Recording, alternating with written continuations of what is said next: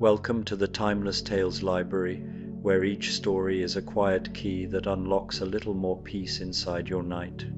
I'm Oliver, your host, and this evening I'll be sharing a soothing tale to help calm your thoughts and guide you gently into sleep. The Timeless Tales Library exists thanks to the kindness of listeners like you. If these stories have brought you comfort, please consider subscribing to support the continued weaving of these peaceful journeys. As you nestle in, I'd love for you to share in the comments below where you're listening from tonight, and tell me, where do you dream of a story taking you? Perhaps to a glowing cavern of crystal chimes, a sleepy village that only appears during snowfall, a floating garden adrift on clouds, or a sun-dappled path that winds through a valley of forgotten songs. Your imaginings help keep the lights on in our little library between the worlds.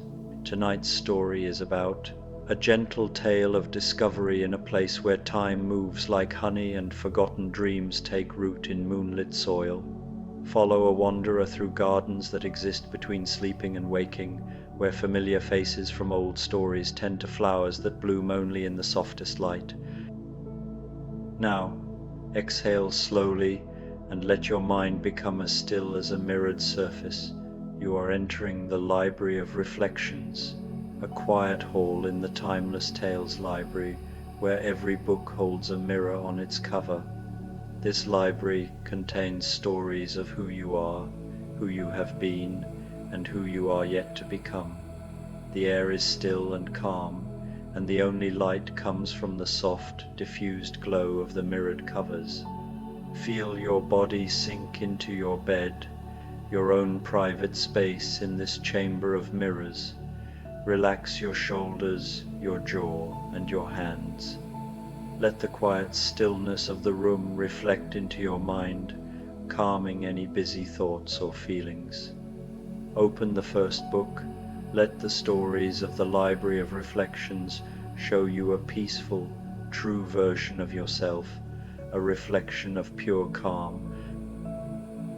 20 years after the velvet garden of lost hours, the evening air held the weight of approaching autumn, though the warmth of late summer still lingered in the cobblestone streets. Marguerite had been walking for what felt like hours, though the cathedral bells had long since ceased their hourly chiming, and the gas lamps cast their amber pools of light with a steadiness that suggested time itself had grown drowsy. She had left her small apartment above the bakery with no particular destination in mind, drawn by a restlessness that often visited her on nights when sleep seemed as distant as the stars. The familiar streets of Paris gradually gave way to narrower lanes she didn't recognize, though this caused her no alarm. In her 30-some years, she had learned that the city revealed new secrets to those who wandered with open hearts and quiet minds. The cobblestones beneath her soft leather boots grew smoother, as if worn by centuries of gentle footsteps rather than the harsh clatter of carriages. The buildings on either side began to lean inward in a companionable way, their shuttered windows glowing with the warm light of oil lamps and candles. Flowers spilled from window boxes in cascades of lavender and cream, their fragrance mixing with the scent of wood smoke and something else, something like vanilla and old books and the faint sweetness of honeyed tea. As she turned a corner that she was quite certain hadn't been there moments before, Marguerite found herself facing an ornate iron gate set into a high stone wall covered in climbing roses. The roses were an unusual shade of deep blue purple, their petals catching the moonlight like silk. The gate stood slightly ajar, and through its intricate metalwork she could see the beginning of a garden path lined with luminous white stones. A small brass plaque beside the gate read, in elegant script, the velvet garden of lost hours. All who seek rest are welcome. Below this in smaller letters, gardener in residence, A.D. Umas, assisted by various friends of literary disposition. Marguerite smiled at this curious inscription. She had always been fond of reading, and the name stirred memories of adventurous tales read by candlelight. But this garden seemed far removed from swashbuckling and intrigue. The very air that drifted through the gate carried with it a profound sense of peace, as if all the world's hurried moments had been slowed to the rhythm of a contented sigh. She pushed the gate open with a soft creak and stepped onto the luminous path. The stones beneath her feet were warm, as if they had been absorbing sunlight all day and were now releasing it gently into the cool evening air. As she walked deeper into the garden, the sounds of the city distant carriage wheels, the bark of a dog, the closing of shutters faded until there was only the whisper of leaves and the soft trickle of water somewhere ahead. The path curved gently to the right, bordered by beds of flowers that seemed to glow with their own inner light. There were roses in shades of cream and palest pink, their faces turned upward to catch the moonbeams. Lavender bushes released their fragrance with each breath of night air, and tall stalks of something that looked like oversized lily of the valley chimed softly when the breeze moved through them, creating a melody as gentle as a lullaby. As she rounded the curve, Marguerite saw her first glimpse of the garden's inhabitants. A tall, distinguished man with a magnificent beard and twinkling eyes was tending to a bed of what appeared to be flowering books. The volumes were bound in soft leather covers of sage green and dusty rose, and from their open pages grew delicate vines bearing tiny white flowers. Each bloom, she noticed as she drew closer, contained a single word written in golden script: once, read one, upon, another, and time on a third. The bearded gentleman looked up from his work and smiled warmly. "Ah, a new visitor to our little sanctuary," he said in a voice that carried the warmth of a well-lived life. "I am Alexandra, though my friends here call me Papa Dumas. And you, my dear, have the look of someone who has been walking for some time in search of something she cannot quite name." Marguerite found herself smiling in return. There was something immediately trustworthy about this man, something that reminded her of her grandfather, who had told her stories by the fire when she was small. "I am Marguerite," she said, "and you are quite right. I have been walking, though I'm not sure what I'm looking for. The best journeys begin that way," said Alexandra, setting down his small watering can. "Come, let me show you around our garden. I think you'll find it contains exactly what you didn't know you were seeking." He gestured for her to follow him along a side path that wound between beds of the most unusual plants Marguerite had ever seen. There were trees whose leaves rustled with the sound of turning pages, and flowering bushes that hummed soft melodies. In one corner, she spotted a magnificent oak whose acorns were tiny lanterns, each glowing with a warm amber light. "This garden," Alexandra explained as they walked, "exists in the spaces between waking and sleeping, between the tick and the tock of the clock, between the ending of one story and the beginning of another. Time moves differently here, more like honey than water. Hours that are lost elsewhere find their way here and bloom into something beautiful. They paused beside a small pond where the water was so still it perfectly reflected the star-filled sky above.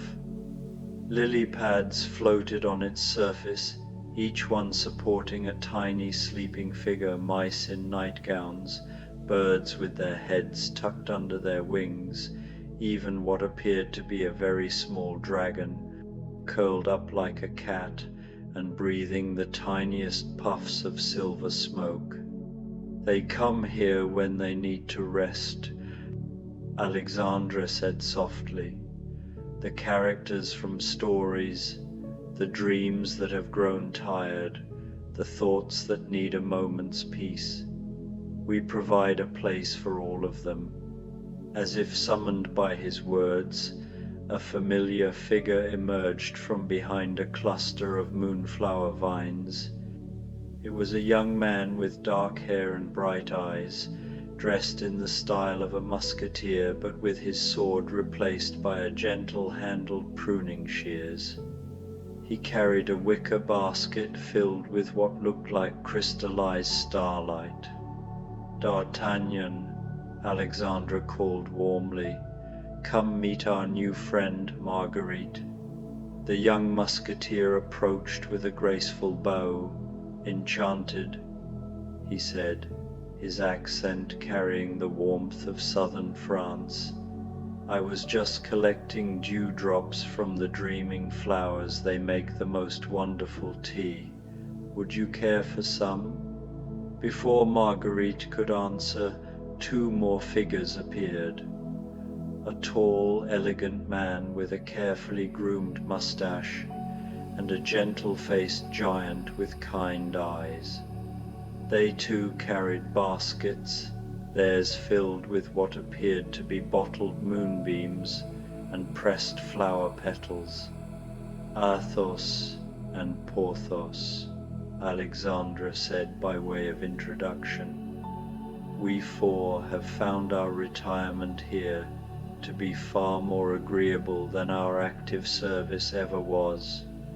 No longer do we clash swords or race through danger. Instead, we tend to the dreams of others and help weary souls find rest." Athos, the elegant one, smiled with a serenity that seemed to glow from within. "We have discovered," he said in a voice like velvet, "that there is far more honor in helping others sleep peacefully than there ever was in keeping them awake with our adventures." "Indeed," added Porthos, his booming voice somehow managing to be both hearty and soothing. "Here, our greatest battles are with stubborn weeds, and our victories are measured in perfect roses and peaceful nights." D'Artagnan gestured toward a small pavilion nestled among a grove of willows whose drooping branches formed curtains of silvery green. "Shall we retire there for tea? The evening is perfect for it, and I believe our guest would enjoy the view." The pavilion was a marvel of gentle architecture, its posts carved from what looked like pearl and its roof made of some translucent material that allowed the moonlight to filter through in patterns of soft blue and silver. Cushions covered in silk, the color of twilight, were arranged around a low table that seemed to be made from a single, enormous rose quartz crystal. As they settled themselves comfortably, D'Artagnan began to prepare the tea using implements that looked as if they had been crafted by fairy artisans. The teapot was shaped like a sleeping swan, and when he poured the steaming liquid, it released steam that formed tiny, ephemeral flowers in the air above their cups. "This tea," he explained to Marguerite, is made from the dewdrops that collect on flowers that bloom only in dreams. It has the peculiar property of helping one remember only the most beautiful moments of the day, while allowing the troubles and worries to fade like mist at sunrise. Marguerite took a sip and immediately felt a warmth spread through her chest that had nothing to do with the temperature of the liquid. It tasted of chamomile and honey, but also of something indefinable, perhaps the essence of contentment itself. As she drank, she found that the little anxieties that had driven her from her apartment began to seem insignificant, like shadows cast by passing clouds. "How did you come to be here?" she asked, setting down her delicate cup. "I mean, I know you from stories, but those stories were full of action and adventure. This place seems—" She paused, searching for words. "Peaceful," suggested Athos with a gentle smile. "It is, beautifully so. We came here, I believe, because our author loved us enough to give us a place to rest when our adventures were done, and we found that we loved this life of quiet service far more than our previous excitement." Alexandre nodded, stroking his magnificent beard thoughtfully. "Stories, you see, don't end when the book closes.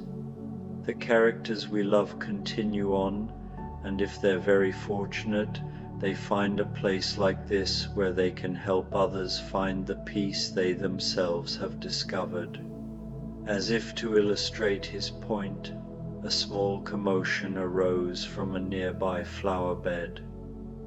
A group of tiny figures no taller than Marguerite's thumb were emerging from what looked like mushroom houses hidden among the ferns. They wore clothes that seemed to be cut from flower petals and leaves, and their faces held the serious concentration of people with important work to do. "The garden sprites," Porthos explained in his kindly rumble. "They're beginning their evening work, polishing dewdrops and adjusting the dreams of the sleeping flowers. They're quite dedicated to their craft." Marguerite watched, enchanted, as the tiny beings went about their tasks with the solemnity of a sacred ritual. Some carried ladders made of twigs to reach the higher blooms, while others worked in teams to carefully position flower petals for optimal moonlight collection. Their work was accompanied by the softest possible singing voices, like the distant chiming of silver bells. "They sing the flowers to sleep," D'Artagnan explained, noticing her fascination. "Each variety requires a slightly different lullaby. The roses prefer waltzes, while the lavender responds best to ancient folk melodies. The moonflowers," he gestured toward the climbing vines whose white trumpets glowed like small moons, "require complete silence until the moment they bloom, and then they release their own music." As if on cue, one of the moonflower buds began to open with infinite slowness, its white petals unfurling like a dancer's arms. As it reached full bloom, a single, pure note seemed to emanate from its center, a sound like a tuning fork made of starlight. Other buds responded, opening in sequence, until a gentle melody filled the air around them. The four friends sat in comfortable silence, allowing the flower music to wash over them. Marguerite felt herself relaxing more deeply than she had in months, perhaps years. The combination of the ethereal music, the dream tea, and the profound sense of safety that permeated this place was working its magic on her weary soul. "I feel as if I've been carrying something heavy," she said softly, "and I'm only just now realizing I can set it down." Athos nodded knowingly.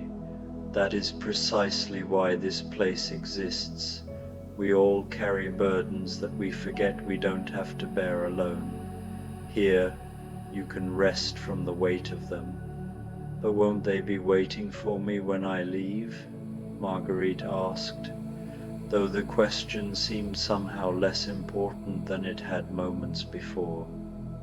"Perhaps," said Alexandra gently, "but you'll find them easier to carry, or you'll discover that some of them were never yours to carry at all. The garden has a way of helping us see clearly not just our burdens, but also our strengths, our capacity for joy, our connection to all the beautiful things in the world." A soft rustling in the nearby bushes drew their attention. A large, distinguished-looking rabbit emerged, wearing a waistcoat of deep blue velvet and carrying a pocket watch that seemed to tick in perfect rhythm with the garden's heartbeat. Unlike his famous literary cousin, this rabbit moved with no sense of hurry whatsoever. "Ah, Templeton," Alexandre greeted him warmly. "How are the clocks this evening?" The rabbit consulted his watch with the air of someone performing a sacred duty, all synchronized to the rhythm of deep breathing and peaceful hearts. He reported in a voice that was both dignified and somehow fuzzy around the edges. "The sundials are properly aligned with dream time, and the hourglass gardens are flowing at optimal serenity pace." "Hourglass gardens?" Marguerite asked, intrigued. "Oh, you must see them," D'Artagnan said, rising from his cushion with enthusiasm. "They're one of our newest additions. Templeton, would you do us the honor?" The rabbit straightened his waistcoat with obvious pleasure. "It would be my delight. Follow me, if you please." He led them along a winding path lined with shrubs, whose leaves rustled like the turning of calendar pages. As they walked, Marguerite noticed that the other inhabitants of the garden were going about their evening routines. A family of hedgehogs in tiny nightcaps was arranging pillows made of flower petals beneath a rose bush.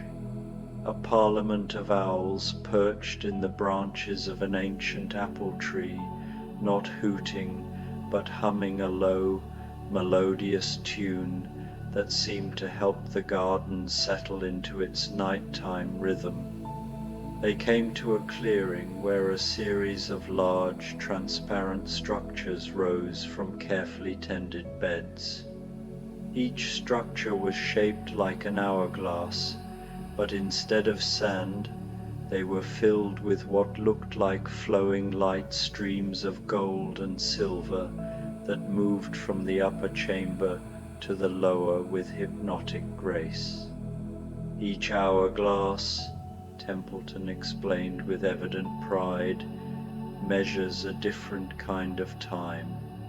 This one," he indicated a structure filled with warm golden light, "measures moments of pure joy. The light flows faster when someone in the world is experiencing true happiness." Another hourglass contained silver streams that moved like liquid moonbeams.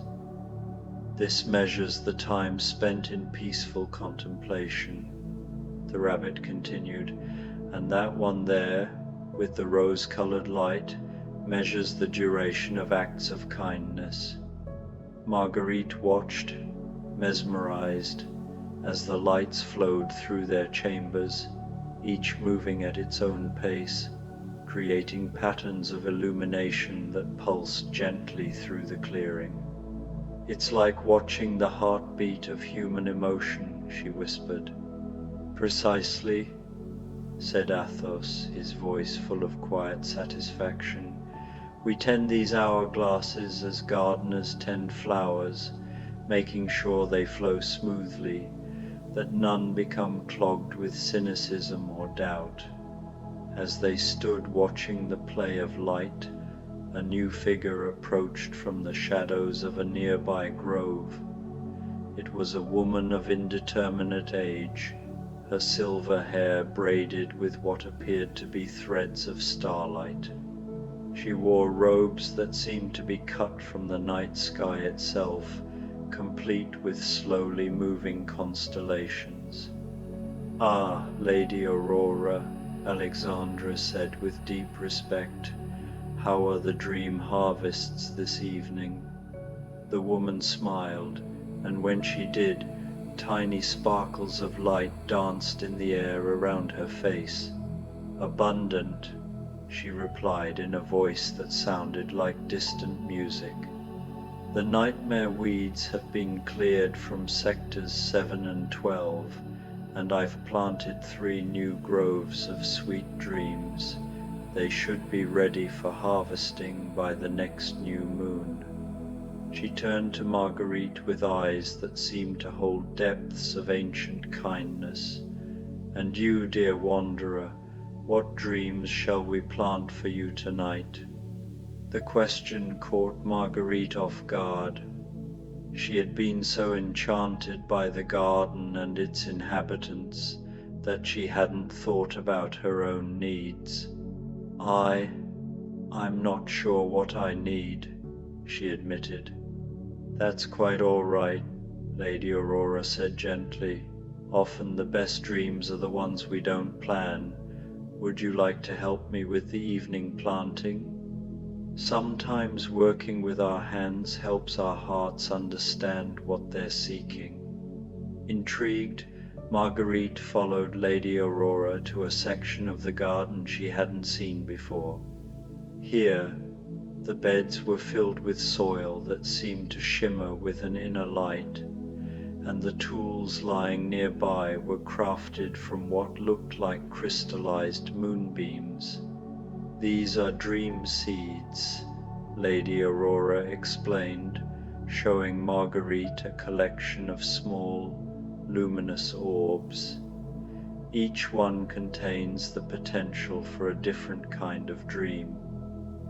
Some bring comfort, others inspiration. Some help us process the day's experiences, while others show us visions of possibility. She handed Marguerite a particularly beautiful seed that pulsed with warm amber light. "This one feels right for you," she said. "It contains dreams of homecoming, not necessarily to a place, but to a sense of belonging, of being exactly where you're meant to be." Together, they planted the seed in the shimmering soil, Lady Aurora guiding Marguerite's hands as they covered it with earth that felt warm and alive.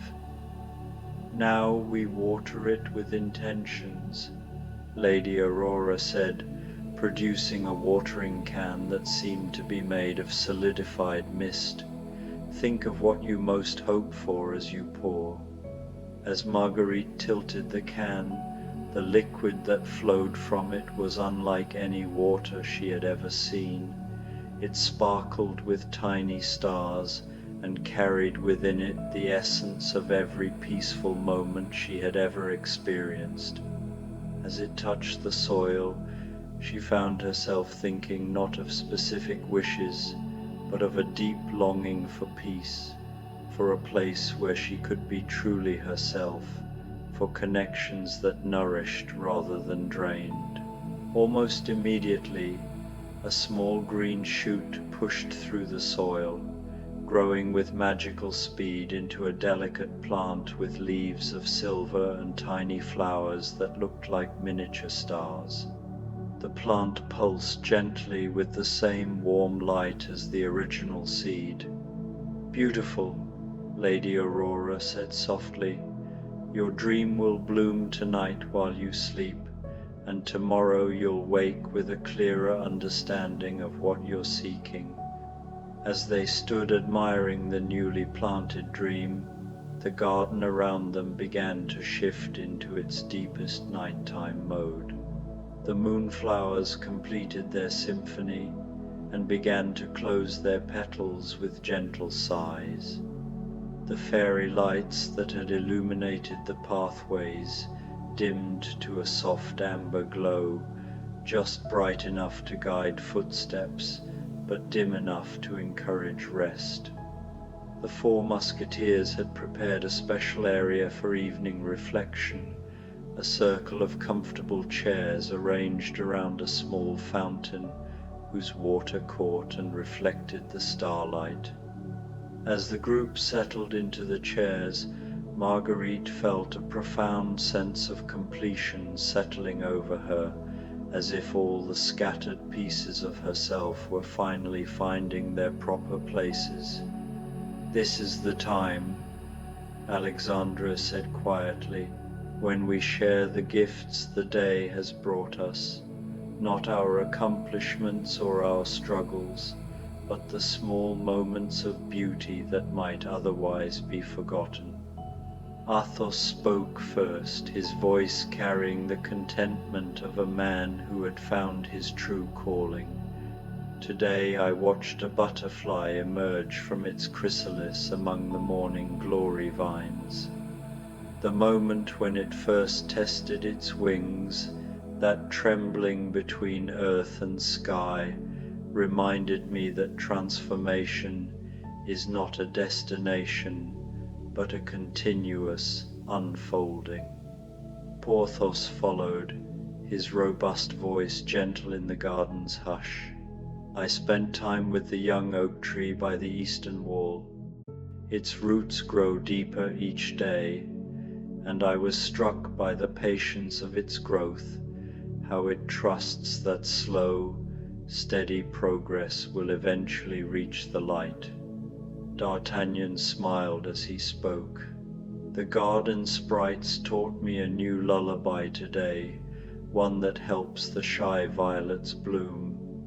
I realized that some of life's most beautiful songs can only be heard when we learn to listen with complete stillness." Lady Aurora's contribution was barely above a whisper. I watched someone discover that they could plant their own dreams. The wonder in their eyes reminded me why this work matters, not just the dreams we tend, but the recognition of our own power to cultivate beauty. All eyes turned expectantly to Marguerite. For a moment, she felt uncertain what could she offer to these wise, magical beings who had already given her so much. But then she realized that the gift was not in having the perfect words, but in the simple act of sharing honestly. "I discovered that I don't have to carry everything alone," she said softly, "and that sometimes the thing we're searching for isn't a destination, but a way of being in the world. Tonight, I learned what it feels like to truly rest." The silence that followed was not empty but full, pregnant with the kind of understanding that doesn't need words. The fountain's gentle babbling seemed to echo their shared recognition that this moment, this connection, was exactly what each of them had been seeking without knowing it. As the night deepened, the garden's more nocturnal inhabitants began to emerge. A family of luminous moths danced around the amber pathway lights, their wings trailing stardust. Somewhere in the distance, a nightingale began to sing, its melody weaving through the soft rustle of leaves and the distant chiming of the lily of the valley flowers.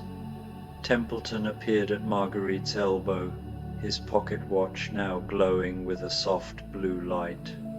"The evening train to the land of deep sleep will be departing soon," he announced in his dignified voice. All passengers should prepare for boarding. Train? Marguerite asked, puzzled. D'Artagnan laughed gently. It's not a real train, of course, but the garden provides each visitor with their preferred method of transition to sleep. Some take the ferry across the lake of liquid dreams, others climb the stairway of soft sighs. The train is for those who find comfort in gentle motion and the rhythmic sound of wheels on tracks. As if summoned by his words, a soft whistling sound echoed from somewhere deeper in the garden, followed by the distant chuff-chuff of a steam engine running on whispered breaths rather than fire and coal. I should go, Marguerite realized, though part of her wanted to remain in this magical place forever. Alexandre rose from his chair and approached her with something in his hands, a small, leather-bound book that seemed to glow with its own inner light. A gift, he said, pressing it into her hands. The stories within change each time you read them, always showing you exactly what you need to see. And whenever you open it, you'll remember that this place exists and that you're always welcome to return. Athos stepped forward next, offering her a small vial filled with liquid that sparkled like captured moonbeams. Dream essence, he explained. 3 drops on your pillow on any night when sleep seems distant, and you'll find your way back to peace. From Porthos came a seed that pulsed with warm golden light. Plant this in any soil, even a small pot by your window, he said gently. It will grow into a reminder that beauty can flourish anywhere, even in the most ordinary places. D'Artagnan's gift was a small compass, but instead of pointing north, its needle pointed toward whatever would bring the holder the most joy in any given moment. For finding your way to happiness, he said with a warm smile. Lady Aurora approached last, placing her hands gently on Marguerite's shoulders. My gift is not something you can hold, she said, but something you can carry forever. It's the knowledge that you have the power to create your own sanctuary, wherever you are. The peace you feel here exists within you. Always you simply needed to remember it. The train's whistle sounded again, closer now, and Marguerite could see its gentle light approaching through the trees. It was indeed a magical conveyance. The engine seemed to be made of crystallized clouds, and the passenger car glowed with the same warm amber light as the garden's pathways. As the train came to a stop beside a small platform that definitely hadn't been there moments before, Marguerite felt a bittersweet pull between the desire to stay and the recognition that it was time to go. The conductor who stepped down to assist her was a kindly figure dressed in midnight blue, with eyes that twinkled like distant stars. All aboard for the journey to restorative sleep, he called in a voice that sounded like wind chimes made of dreams. We'll be traveling through the valley of peaceful thoughts, past the lake of gentle memories, and arriving at the station of sweet dreams, just in time for the deepest rest.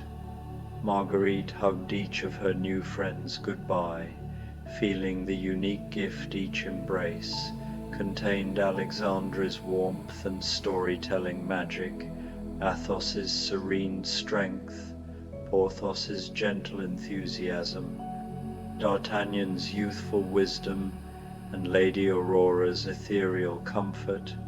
Even Templeton received a gentle pat, his whiskers twitching with pleased embarrassment. "Will I see you again?" she asked as she climbed the train's pearl-inlaid steps. Every time you need to, Alexandra called back, his voice already beginning to fade like a cherished memory. The garden exists in all the in-between moments, between waking and sleeping, between one breath and the next, between worry and peace.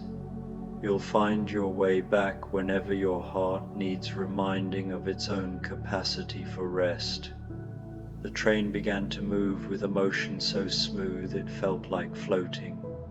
Through the window, Marguerite watched the velvet garden of lost hours grow smaller, but not dimmer. Its lights continued to twinkle like earthbound stars, and she could still hear the faint melody of the nightingale and the gentle chiming of the fairy flowers. As the train carried her through landscapes that seemed painted with moonlight and stardust, Marguerite felt herself settling into the kind of deep relaxation she hadn't experienced in years. The rhythmic sound of the wheels on the tracks was hypnotic, and the gentle swaying of the car encouraged her eyes to grow heavy. She clutched her gifts, closed the book that would always show her what she needed to see.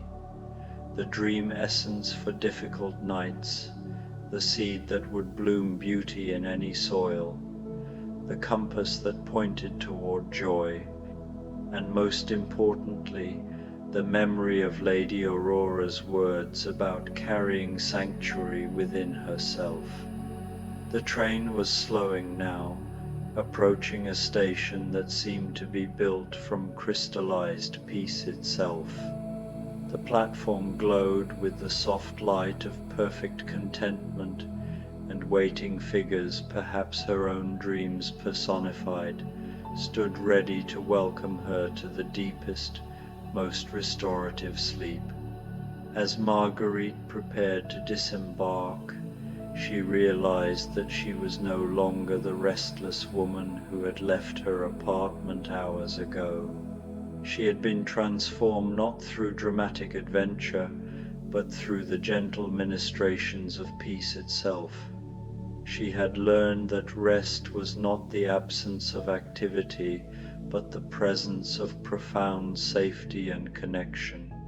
The conductor helped her down from the train with a smile that contained all the warmth of summer afternoons and cozy winter evenings.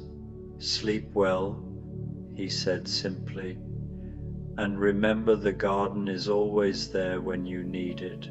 As Marguerite walked toward the station's entrance, she felt herself becoming lighter, her physical form beginning to merge with the luminous peace that surrounded her.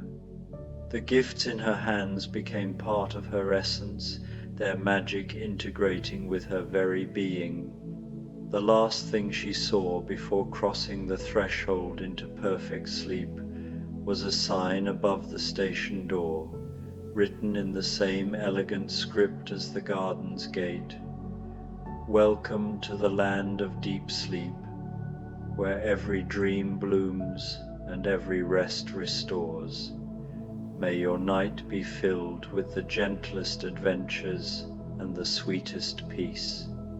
And as she stepped through the door, Marguerite felt herself embraced by the deepest, most restful sleep she had ever known, cradled by dreams that smelled of roses and starlight, and surrounded by the eternal promise that no matter how far she might wander in her waking life, she would always be able to find her way back to the garden, where time moved like honey, and every moment was designed to heal.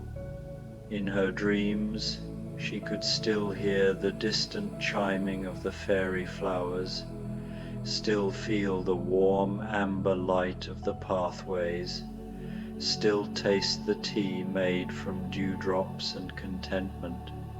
And in the deepest part of her sleeping mind, she understood that she was not just visiting the velvet garden of lost hours, she was becoming part of it, adding her own story to its collection of gentle tales, her own light to its constellation of peace. The garden would be there when she woke, not as a place she could return to, but as a state of being she could cultivate. Every moment of rest she granted herself, every act of gentleness toward her own weary spirit, every time she chose peace over anxiety, all of these would tend her own section of the eternal garden, helping it bloom with ever greater beauty.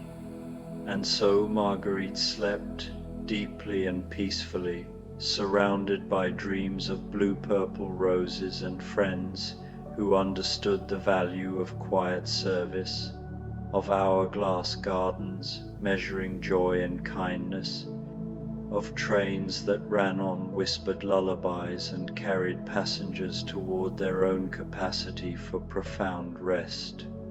The night wrapped around her like velvet, soft and warm and infinite, promising that when morning came, she would wake not just rested, but restored, carrying within herself the eternal reminder that peace was not something to be found, but something to be cultivated, moment by gentle moment, breath by grateful breath.